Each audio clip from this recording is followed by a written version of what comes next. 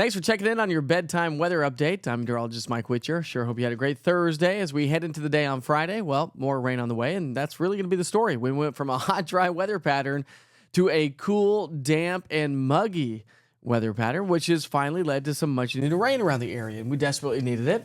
So rainfall over the last 12 hours, basically over the last 24 hours, we've seen some decent amount of rain, upper East Tennessee, mountain counties, and that's been about the extent of it throughout our Thursday. But more rain's going to be heading our way. So the storms have really come to an end.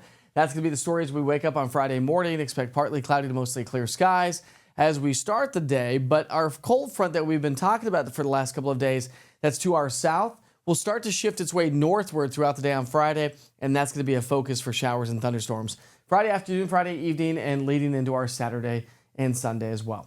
Morning low temperatures, not bad. Dew points drop just a little bit on Friday. That's going to allow our morning lows to drop into the 60s, so it's going to feel a little bit more comfortable. But we're going to heat up, not too terribly bad, but we're going to be back close to 80 degrees on Friday afternoon. Again, I don't think we'll have a whole lot of activity through noon, but as we get past the lunch hour, that's when the temperatures heat up. We'll see highs below average, low to mid 80s. Heat index values, because we have such high dew points, will still be pushing close to 90 degrees.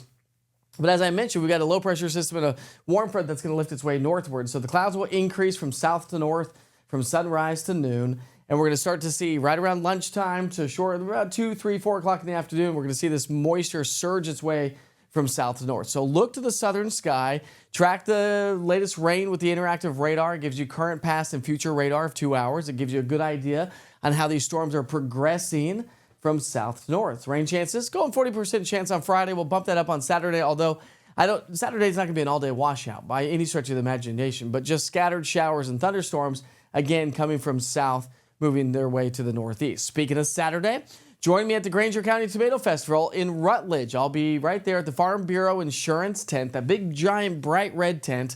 We're going to be handing out hats. I'm going to be broadcasting live, so if you can't make it, join us on all the East Tennessee weather platforms. I'll be broadcasting live there, talking to the folks from Farm Bureau, talking to the folks from the Granger County Tomato Festival, and really getting a good idea of how the day is going to play out and what the event's all about as well. Elevated rain chances Monday, Tuesday, Wednesday, likely higher than 50%, but it stays 5, 6, 7, 8 on the 7-day forecast. Well, 4, 5, and 6, and 7. You get the point. And so that's we're going to keep it at 50% now. We'll likely tailor those up accordingly. So here's how our Friday plays out. There's our low pressure system that's going to pump moisture from south to north, and that's going to bring us to scattered rain showers throughout the day on Friday and Saturday. Saturday, Sunday, Monday into next week, we've got a surge of moisture. So yes, dew points are going to stay on the high side. We've got a lot of available moisture in the atmosphere to work with that we're going to lead to those numerous showers really each and every day thanks to this Bermuda high.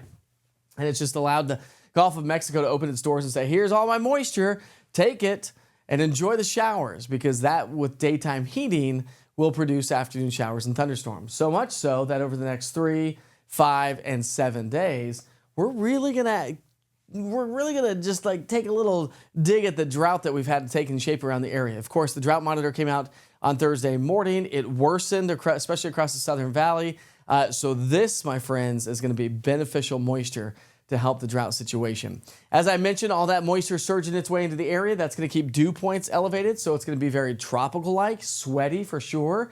The sweat factor goes up, although we're not going to be dealing with the excessive heat. Temperatures will actually be trending below average in the mid to upper 80s. But because we have high dew points, that's going to lead to heat index values pushing the low 90s. So yes, still very warm and muggy, just not that excessive heat.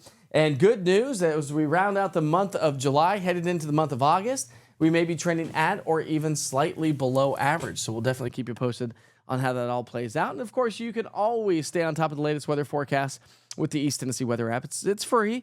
By the way, just go to your app store and search East TN Weather, all one word, looking for the orange TN and the white lightning bolt. It's everything you need for weather here in East Tennessee, and it travels wherever you go as well. So as we round out this weather segment, we sure hope you have a great night. I want to leave you with some awesome photos. These are views from your eyes. Have a great night.